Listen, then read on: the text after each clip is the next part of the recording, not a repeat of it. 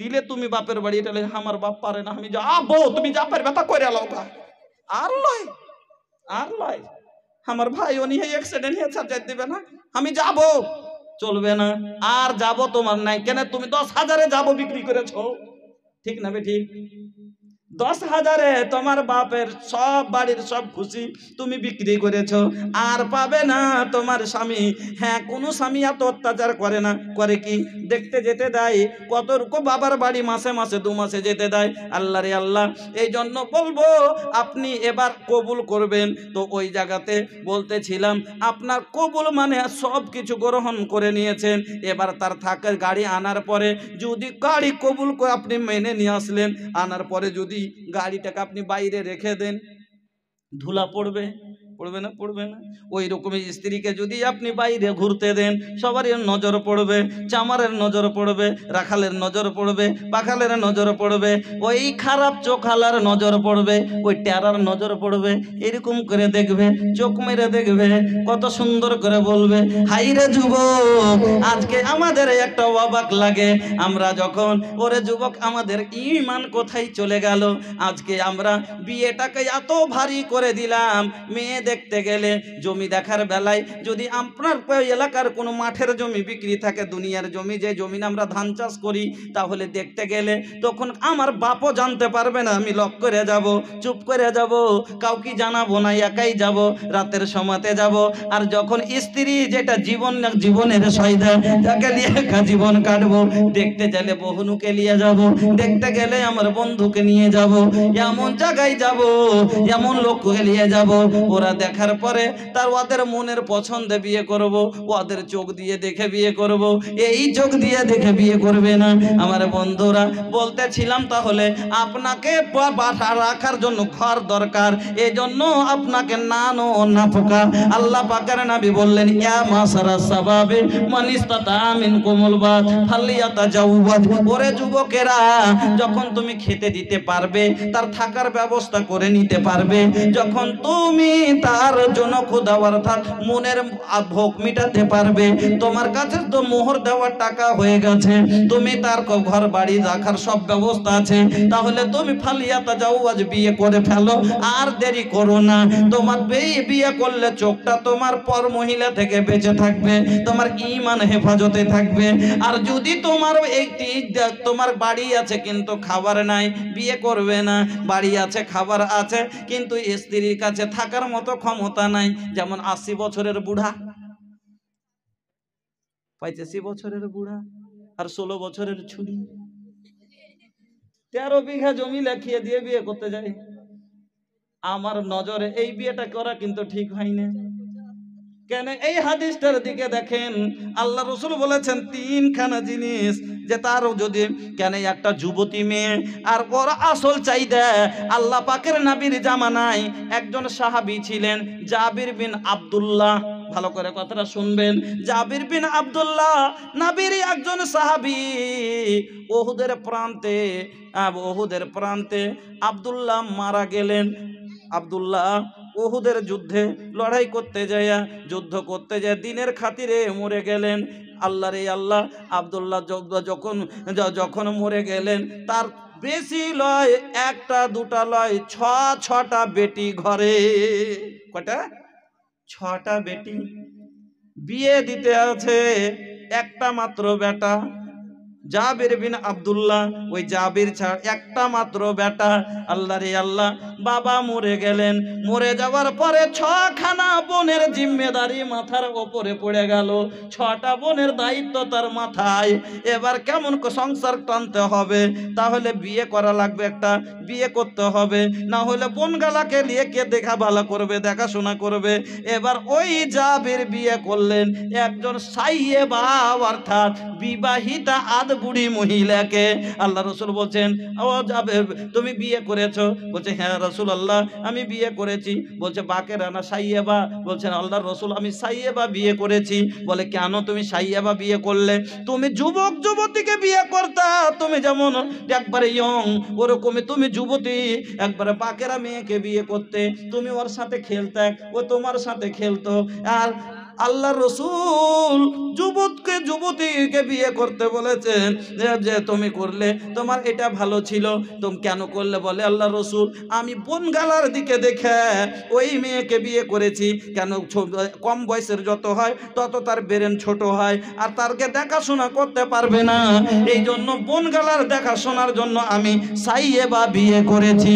আমার বন্ধুরা, আমি আপনাকে বলতেছিলাম যে বা সাইয়েবা বিয়ে করা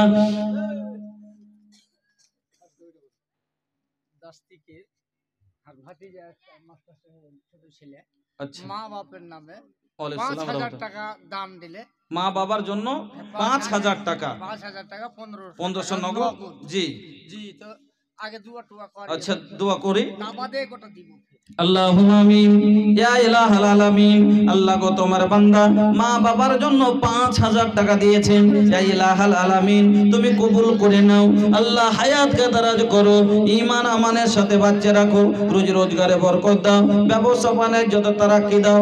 আয় আল্লাহ, জানি না মা বাবা জীবিত কি মৃত, আল্লাহ যদি কোনো প্রকারের তার জীবনে গুনাহ হয়ে থাকে আল্লাহ এই দানের বিনিময়ে তুমি ক্ষমা করে দাও।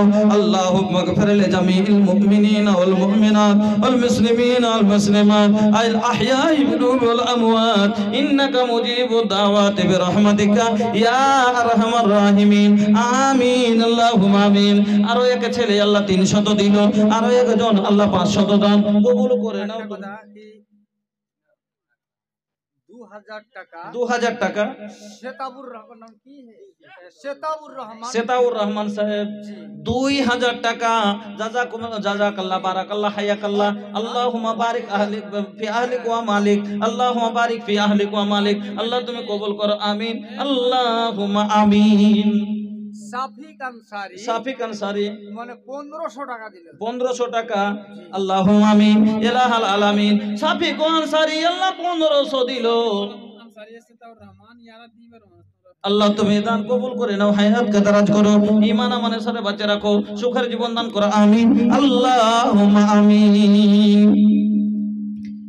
यूं बढ़ गई है मुल्क में बिदअत जहेज की, घर घर में बढ़ती जाती है लानत जहेज की।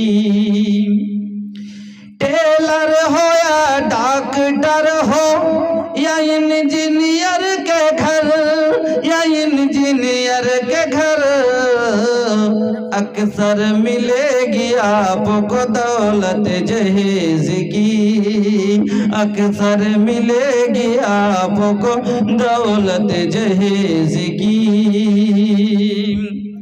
सिन रसीदा बैठी है गरीबों की बेटियां, सिन रसीदा बैठी है गरीबों की बेटियां, गरीबों की बेटियां।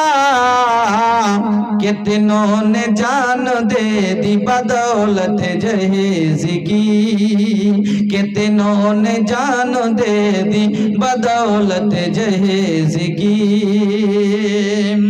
बिकते हैं बैल बकरों के मानिंद नौजवान, बिकते हैं बैल बकरों के मानिंद नौजवान, मानिंद नौजवान। इनकी वजूद सिर्फ है कीमत जहेज की, इनकी वजूद सिर्फ है कीमत जहेज की।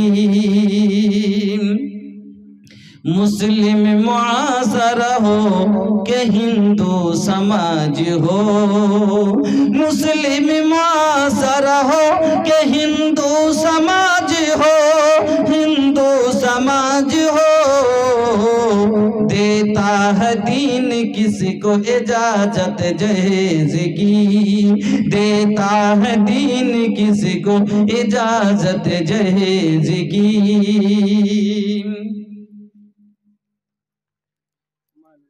মহিলা প্যান্ডেল থেকে আয় আল্লাহ 10 20 100 50 করে করে আল্লাহ অনেকগুলো টাকা এসেছে। ইলাহাল আলামিন তুমি সবার দানকে কবুল করো, যে যে আশাই দিয়েছে মাবুদ মৌনের আশাকে পূরণ করো, হায়াতকে দারাজ করো। আলহামদুলিল্লাহ, জাযাকাল্লাহ, বারাকাল্লাহ, হায়াকাল্লাহ। আয় আল্লাহ, তোমার বান্দা 500 টাকা দিয়েছেন, ইলাহাল আলামিন তুমি দানকে কবুল করো, রুজি রোজগারে বরকত দাও, ব্যবসা বাণিজ্যে তারাক্কি দাও, আমিন আল্লাহুম্মা আমিন। আমার বন্ধুরা, আমার ভাইজানেরা, বলতেছিলাম তাহলে আল্লাহ পাকের নবী বললেন যে তুমি বিয়ে করবে, তো আমি আপনাকে বলছিলাম 80 বছরের বয়স্ক লোক বিয়ে করে, 80 বছরের বয়স্ক লোক 16 বছরের মেয়েকে বিয়ে করে নাই। বললাম কেন? জমি লিখিয়ে দেয় 2 বিঘা 3 বিঘা 4 বিঘা জমি লিখিয়ে দিয়ে এই বিয়েটা যে করে, এই 80 বছরের যুব বয়স্ক লোকটা 16 বছরের যুবতীর সাথে ম্যাচিং যদি না হয়, এবার তার সাথে যদি জনক্ষুধা নিবারণ না করতে পারে, তার যদি মনের ভোগ মেটাতে না পারে, তাহলে কিন্তু এই মেয়েটা ভালো থাকবে না, এই হতো তার দ্বারাতে জেনা হতে পারে। আমার বন্ধুরা, আমার ভাইজানেরা, এই জন্য আপনি যখন সবটা থেকে সক্ষম হবেন, তখন নবীজি বললেন বিয়ে করে ফেলো। আর যদি না হয় তাহলে তুমি বিয়ে করবে না। তোমার যদি অতই মনটা ছটপট করে, রাতে যদি তোমার ঘুম না আসে, যদি তুমি খালি এদিক ওদিক ঘটমট করে, তোমার ঘুম আসে না, তোমার জওয়ানি টলমল করে, তাহলে শুনো, তুমি ভালো বিশ্রাম, তুমি রোজা রাখো, যে রোজা তোমার শরীরটাকে কমজোর করে দিবে, তোমার মনটাকে ভাদ্দা করবে, আর তোমার ওই জওয়ানিটা টলমলিটা রুকে যাবে, তোমার দ্বারাই যেন হবে না, তুমি বেঁচে যাবে। আমার বন্ধুরা, তাহলে এবার আমরা বিয়ে করব নবীজির সুন্নাত। যখন আমারও অবস্থা হয়ে গেছে, বলছিলাম যে আমরা বাবা করি কি, 10 বছর থেকে আমরা কামাই করতে করতে 20 বছর পর্যন্ত খাটাই, কিন্তু টাকা জমা করতে পারি না। আমরা গরিব মানুষ, কিন্তু যদি একটা সন্তানকে আমরা ছেড়ে দিই, 10 বছর যদি তার কাছে টাকা না লি, তার দিয়ে জমি না কিনে, এটা ওটা না বাড়ায়, বলেন তো এই 10 বছর ছেলেটা টাকা জমা করলে 5 কাঠা জায়গা কিনে বাড়ি করে মোহর দিয়ে নিজের টাকাতে আরামে বিয়ে করতে পারবে, কোনো সমস্যা নাই। 10 বছর দিল্লি যে ছেড়ে দেন তো দেখি, টাকা লিয়েন না আপনি। ও ভাই, আইসেন আইসেন।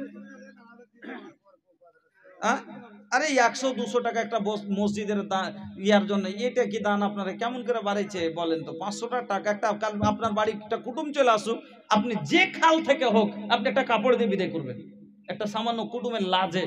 আর এটা তো আল্লাহ